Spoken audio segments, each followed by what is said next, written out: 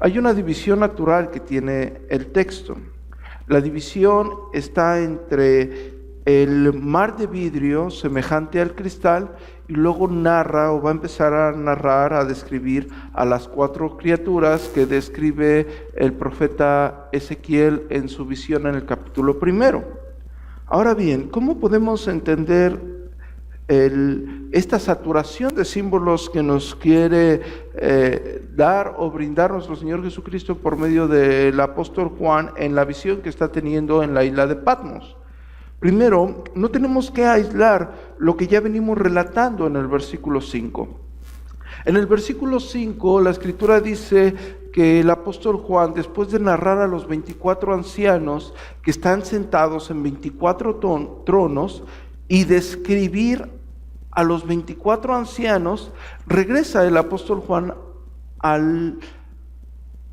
la descripción de la imagen del trono celestial. Es decir, el apóstol Juan, después de narrar a los 24 ancianos, describe que del trono salen truenos y estruendos de truenos. Yo les hice una aclaración acerca de que el mismo texto en el original griego y la redacción del texto afirma que el apóstol Juan está diciendo que es del trono de donde salen esos truenos y estruendos del trueno. Y después habla el apóstol Juan en el versículo 5 que hay 7 lámparas de fuego ardiendo, pero da la especificación que esas 7 lámparas de fuego ardiendo son los 7 espíritus de Dios. Ahora, estamos hablando de truenos y estruendos de trueno y nos tenemos que remontar inmediatamente a lo que sucede en Éxodo en el capítulo 19 antes de dar el decálogo. La Escritura afirma que antes de que se les da el decálogo hay truenos y estruendos de trueno, antes de que Dios diera su bendita ley. Y después de que la diera hay truenos y estruendos de trueno, señal de juicio. Eso le pasa a los filisteos cuando van a atacar al profeta Samuel, cuando está haciendo holocausto, y hay truenos y estruendos de trueno hacia los filisteos y los filisteos son entregados en manos de Yahvé. Ahora, cuando el pueblo de Israel, al ver a los hijos de Amón que tenían un rey, piden un rey para sí y Dios se enoja porque el pueblo tenía al Dios, al Señor Rey Todopoderoso y piden un rey humano, un hombre como rey, Dios se enoja y hay truenos y estruendos de trueno. Cuando estamos hablando de truenos y estruendos de trueno dentro del sentido figurado, nosotros tenemos que recordar cuando la Escritura habla de Dios, de Yahvé, del eterno Señor Dios Todopoderoso, usa teofanías o usa antropomorfismos, una forma en la cual nosotros vamos a entender lo que Dios quiere darnos a entender, lo que Dios es de una forma humana, con el fin de que nosotros entendamos a lo que se está refiriendo. Cuando nosotros escuchamos truenos, hice una aclaración en la sesión anterior, que en esta parte casi no hay tormentas, en esta parte del país casi no hay tormentas, estamos en el desierto.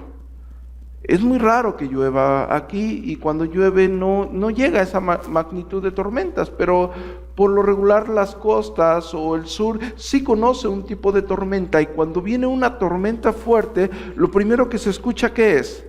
Truenos y estruendos de truenos.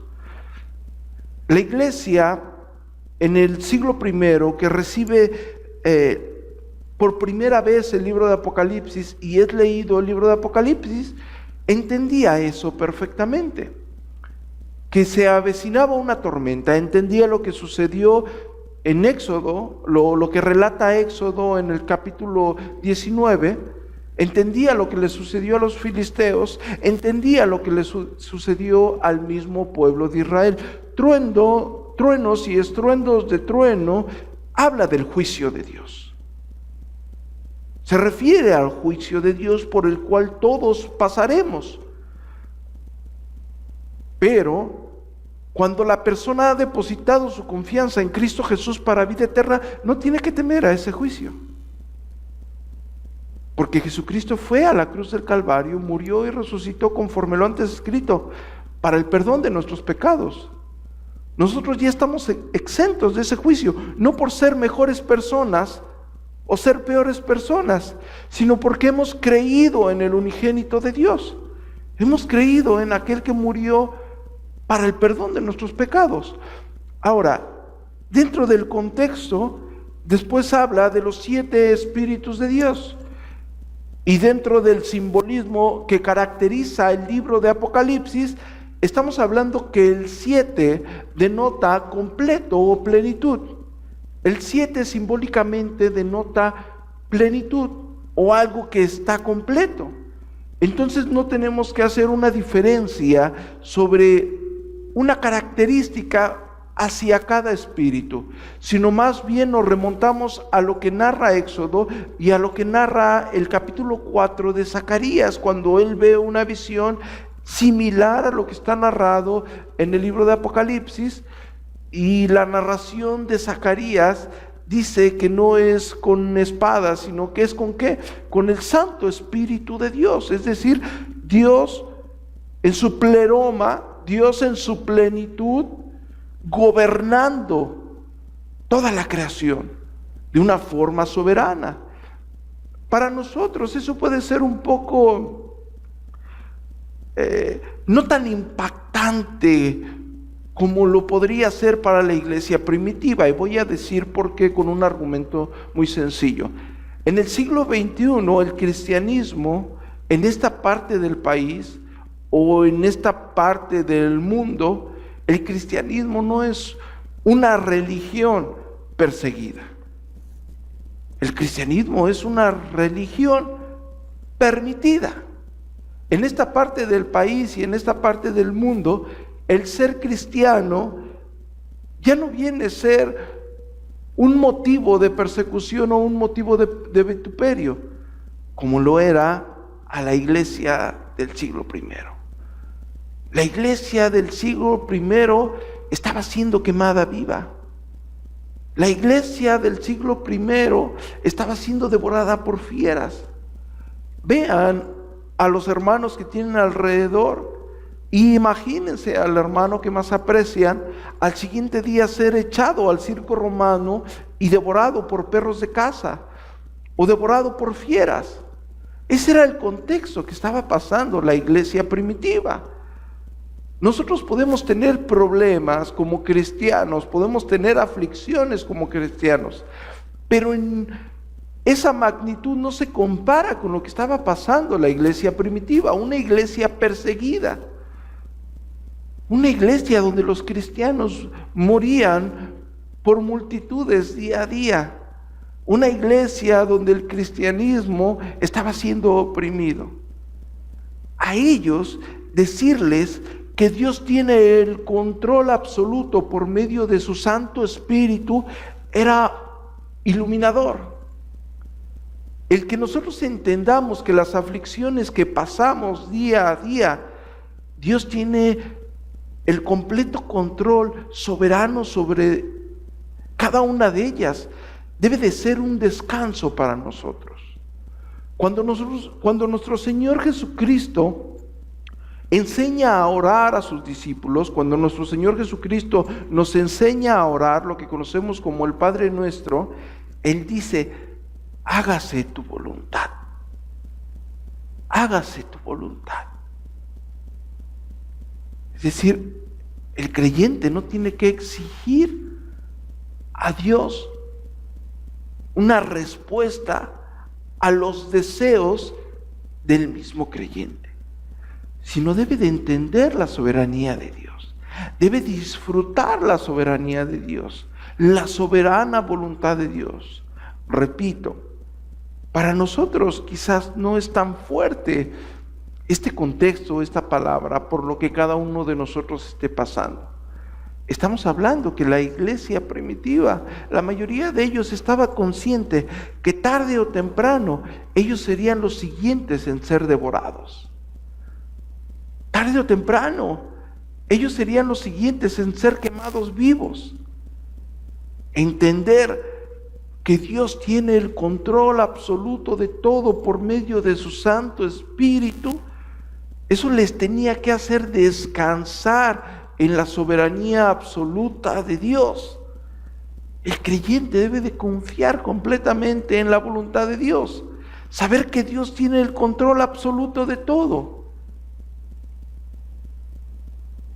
El creyente se debe de arrodillar ante la grandeza, ante la soberanía de Dios, confiar completamente en ese Dios soberano, descansar en la voluntad plena de Dios. Ahí es donde nosotros entramos al versículo 6, porque estamos uniendo el juicio de Dios, truenos y estruendos de trueno, en el versículo 5, las figuras que nos está brindando el libro de Apocalipsis, y los 7 espíritus de Dios, la interpretación a las 7 lámparas. Un juicio de Dios que viene para toda la creación, porque como dice la carta a Corintios, todos compareceremos ante el tribunal de Cristo. Pero nosotros hemos sido justificados por gracia. Imagínense que ustedes son la iglesia primitiva, la iglesia perseguida, y ese juicio de Dios soberano para todos, pero Dios tiene el control absoluto de esas persecuciones por las cuales estaba pasando el creyente. Pero después, en la narración de la visión de Juan, narra un mar de vidrio semejante al cristal. Esta es la visión de Juan. Juan ve una puerta abierta en el cielo y escucha la primera voz que había escuchado como con sonido de trompeta, y esa voz le dice: sube acá. Después de que narra el mensaje a las 7 iglesias en el capítulo 2 y 3, Juan empieza con una perspectiva celestial, pero es una visión como la que tuvo Ezequiel.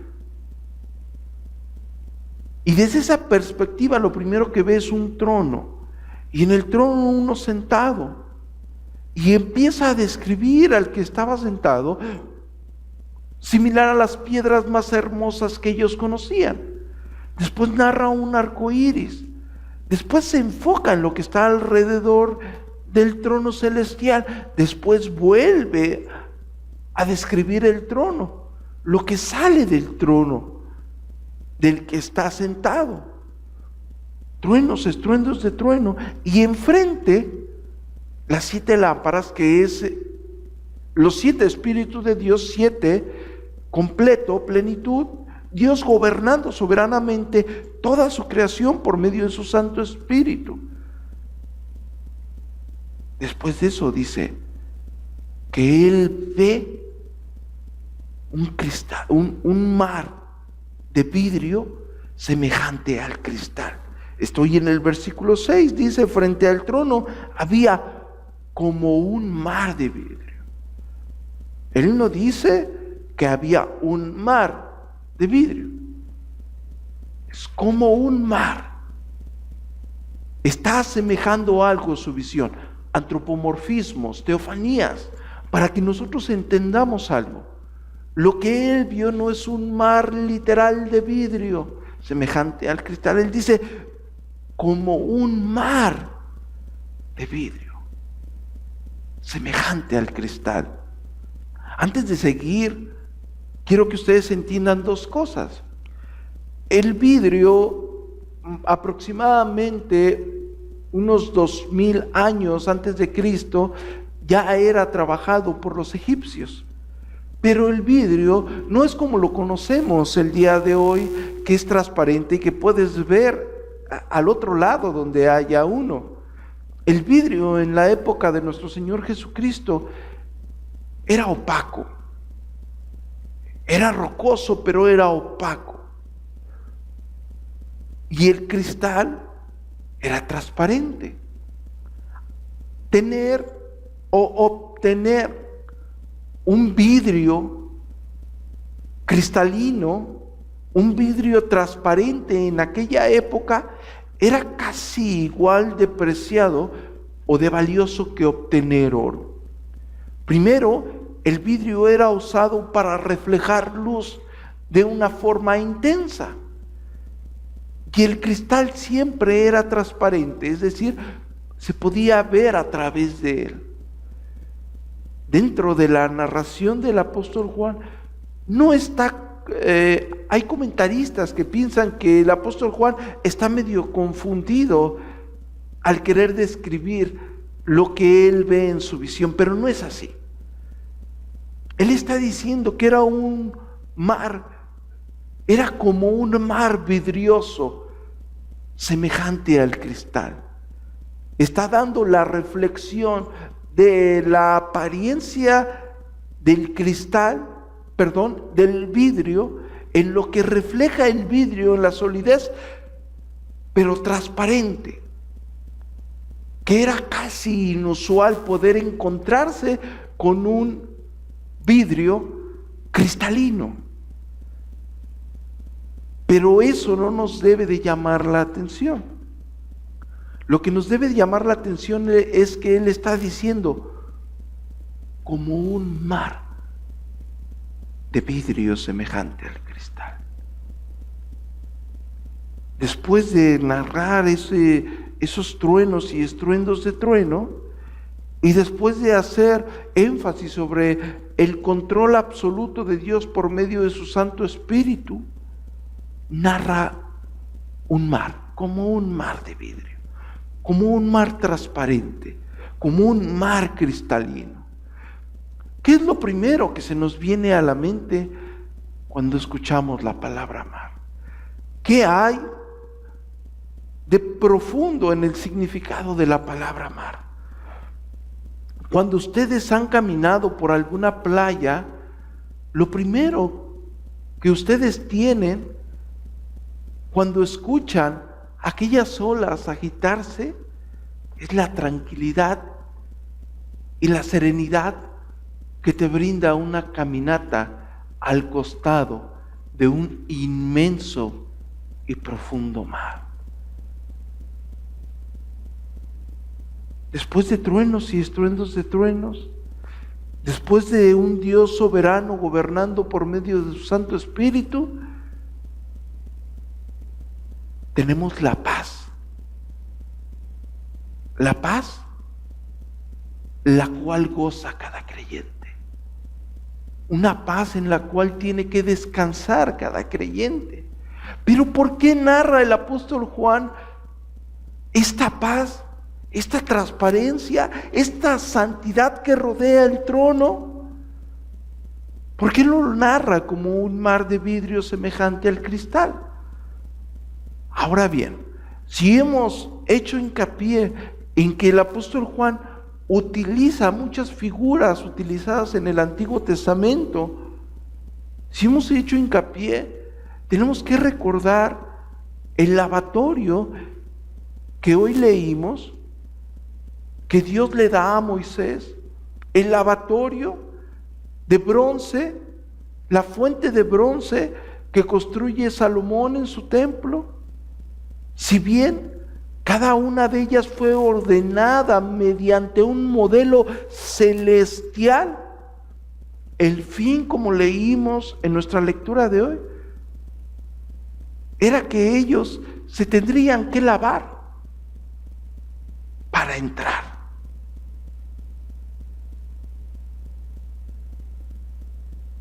Porque nada inmundo, nada que no estuviese limpio, podía entrar a la presencia de Dios. Nada que no estuviera limpio. Los sacerdotes tenían que lavarse, porque si no, no podían entrar a la presencia de Dios. Nada impuro puede entrar a la presencia de Dios. Pero como ya hemos hecho énfasis, nosotros no necesitamos ya de aquellas ordenanzas que el Antiguo Testamento otorga como una figura de aquello que tendría que venir.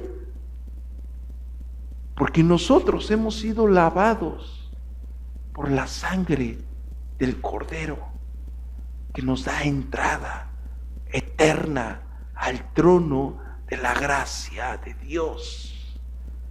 Y el creyente debe de confiar en eso. Vean el cuadro de la iglesia primitiva perseguida. Vean el cuadro de la iglesia primitiva asesinada. Vean el cuadro de la iglesia primitiva oprimida, que les dice truenos, estruendos de trueno, y ellos recuerdan el Sinaí, ellos recuerdan a los filisteos, ellos recuerdan al mismo pueblo de Israel cuando pide un rey. Truenos y estruendos del trueno, el juicio inminente y soberano de Dios sobre toda su creación. Pero nosotros hemos sido reconciliados con Dios gracias a lo que Jesucristo hizo en la cruz del Calvario. Truenos y estruendos de truenos, pero enfrente del trono que ve el apóstol Juan en el capítulo 4 están 7 lámparas. Y la interpretación la da, son los 7 espíritus de Dios. Dios gobernando toda su creación, todo el universo, todo lo que existe, todo lo que puede pasar a su alrededor, por medio de su Santo Espíritu, de una forma soberana e inmutable, con el poder que le caracteriza a nuestro Dios. Va a haber un juicio, pero Dios gobierna, Dios sigue gobernando a pesar de la aflicción, Dios sigue gobernando a pesar de las tribulaciones, Dios sigue gobernando toda su creación. El creyente debe de confiar en ese Dios que gobierna soberanamente e inmutablemente, y debe descansar en la paz que Dios nos da. Es por ello que el apóstol Juan ve como un mar de vidrio semejante al cristal. ¿Qué caracteriza eso? ¿Qué caracteriza esa paz? Que nos debe de llenar y nos debe de inundar de ese gozo de que cada uno de nosotros ha sido lavado con la sangre del Cordero. Que cada uno de nosotros ha sido reconciliado con Dios por medio de lo que Jesucristo hizo. Si bien lo que está en el Antiguo Testamento era figura de lo que iba a venir, y si bien todo el Antiguo Testamento se centra en Cristo, y si bien el apóstol Juan está dando o mandando en el libro del Apocalipsis un mensaje de confort a una iglesia que necesita ser confortada, necesita ser animada, necesita ser sostenida por las promesas de su Dios soberano, en donde debe de recaer la confianza de cada uno de nosotros como creyentes, es en aquel que murió para el perdón de nuestros pecados. Siempre. Porque hay una esperanza eterna e inmutable a nuestras vidas. Y ahí es donde nosotros debemos de descansar.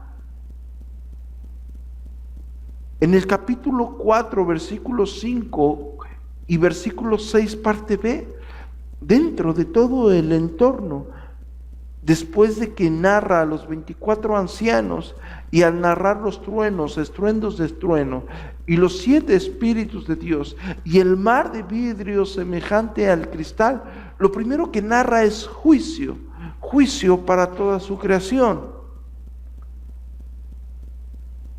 El gobierno absoluto de Dios por medio de su Santo Espíritu, la voluntad de Dios. La voluntad entera y completa de Dios gobernando a toda su creación. La paz que el creyente debe de tener gracias a lo que Jesucristo hizo en la cruz del Calvario. Y quiero que me acompañen al libro de Isaías, por favor.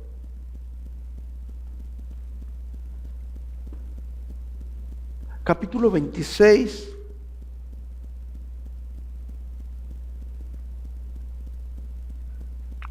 Versículo 3, Isaías capítulo 26, versículo 3. Tú nos mantendrás en paz, porque en ti hemos confiado, oh Yahvé, por siempre y para siempre, porque Yahvé Dios es el poderoso para siempre. Tú nos mantendrás en paz. ¿Por qué nos mantendrás en paz? Porque en ti hemos confiado. porque Dios es poderoso por siempre y para siempre. Por eso nuestro Señor Jesucristo, en el capítulo 14 del Evangelio según San Juan, en el versículo 27, dice que Él nos da una paz. Pero la paz que nuestro Señor Jesucristo nos da no es la paz que le da o que tiene el mundo. La paz que nuestro Señor Jesucristo da sobrepasa el entendimiento, porque podemos descansar en la soberanía de Dios. El creyente tiene esa capacidad y esa gracia. Las personas que no conocen el bendito evangelio descansan en sus riquezas, y cuando su riqueza se pierde su paz. Las personas que no confían en Jesucristo para vida eterna pueden descansar quizás en la persona que más aman, en su pareja, y si su pareja les falla, su paz se va. El cristiano no. El cristiano descansa en una paz eterna, en una paz que, a pesar de las aflicciones que estemos pasando, como ya lo dije antes, podemos confiar absolutamente en Dios en cada momento, porque Él es nuestra paz. El apóstol Pablo le llama: el Dios de paz esté con vosotros, porque descansamos en Él, porque lo tenemos por encima de todo. Reconocemos nuestros errores, nuestras debilidades, reconocemos nuestros fracasos, reconocemos nuestra necesidad de Él. Pero sabemos que podemos confiar en Él en todo momento. Hemos creído en Él para vida eterna. Hemos creído que mandó a su Hijo unigénito, Jesucristo, el Rey de Gloria. Hemos creído que fue a la cruz y en esa cruz murió, pero con un fin: el perdón de todos nuestros pecados, el perdón de los pecados de todo aquel que cree en Él. Pero no solo murió, resucitó.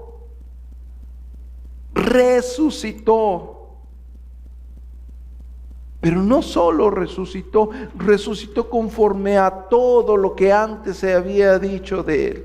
Él cumple todo lo que la Escritura decía de Él. Todo lo que hablaba de aquel Mesías, del Cristo sufriente. Resucitó conforme lo antes escrito, para el perdón de nuestros pecados. Y hoy reina soberanamente en gloria. Es decir, que toda la Escritura afirma que Él vino a esta tierra a morir por amor para personas que no merecíamos. Por eso la salvación es por gracia. Nos reconcilia con Dios gratuitamente. Somos peregrinos en esta tierra. Y ahora, en nuestro peregrinar, no solamente gozamos de su bendición, no solamente gozamos de su favor, no solamente gozamos de poder descansar en Él, sino que confiamos en Él y confiamos que estaremos con Él eternamente. Es decir, nuestra mente, nuestras aflicciones descansan en Él. Nuestros problemas descansan en Él. Descansan en su absoluta y perfecta y sabia voluntad. ¿Por qué hace las cosas Dios? No sé, pero yo confío completamente en Él. Yo descanso en Él. Es mi gozo, es mi necesidad. Descansar, entregarle completamente todas mis aflicciones. Llenarme siempre de su gracia, de su favor. Entender siempre su perfecta voluntad y descansar en ella. Cuando el apóstol Juan, en su visión, en los anales del capítulo 4, Él está narrando un mensaje mediante esta visión, un mensaje de confort que se centra en Cristo, porque el confort para cada creyente es Cristo. No hay otro mensaje más confortante, no lo hay. Si la persona confía en Jesucristo, o dice confiar en Jesucristo para vida eterna, y no tiene otro mensaje más confortante que el mismo Jesucristo para vida eterna, eso quiere decir que no ha confiado en Cristo, porque no se iguala en nada cualquier otro mensaje motivacional que el mensaje de la cruz de Cristo para el creyente. Él murió por mí, Él es perfecto y soberano. Yo estaré con Él por la eternidad. Y las aflicciones que yo pueda pasar en esta tierra es por su perfecta y sabia voluntad, en la cual yo solo voy a descansar. Yo solo voy a descansar, porque Él es el sabio. Yo soy el necesitado de Él. Él es el que instruye, Él es el maestro. Yo soy el que estoy aprendiendo a caminar en esta tierra. Él es el dueño soberano de todo. Él es el que controla todo absolutamente. Yo soy el que necesito ser controlado por Él. Yo soy el que anhelo ser controlado por Él. La iglesia primitiva tenía que entender que a pesar de las aflicciones que podía estar pasando una iglesia perseguida, que a pesar de la opresión del Imperio Romano, que a pesar de la opresión del César, que a pesar de los falsos hermanos, que a pesar de los falsos profetas, que a pesar del paganismo, Dios tenía el control de todo, el control absoluto de toda la aflicción del creyente, porque Él gobernaba por medio de su Santo Espíritu absolutamente todo. Y iba a venir un juicio, vendrá un juicio, pero ellos pueden descansar en ese mar de vidrio semejante al cristal. Ellos pueden tener esa paz, porque ellos ya han sido lavados por la sangre preciosa del Cordero. Ellos pueden depositar todas sus cargas. Ellos pueden depositar todas sus aflicciones. Nuestro Señor Jesucristo dice: venid a mí todo aquel que esté cargado, todo aquel que esté trabajado, porque Él nos hará descansar, porque su yugo es fácil, su carga es ligera. El creyente descansa en Él. Necesitamos descansar en Él. Necesitamos poner nuestras necesidades en Él. Necesitamos poner nuestras aflicciones en Él. Nuestros triunfos y fracasos en Él. Nuestro caminar diario, nuestro despertar, nuestros proyectos. Todo lo que esté en la vida del creyente debe de girar siempre alrededor de Él. Y el creyente siempre debe de pensar y tener la absoluta confianza, escuchen, la absoluta confianza de que Dios tiene el control absoluto y soberano de todo lo que pasa en esta tierra. El control absoluto de todo lo que cada uno de nosotros esté pasando, lo que cada uno de nosotros pasó ayer y pasará ahora. Dios tiene el control de ello. Amén.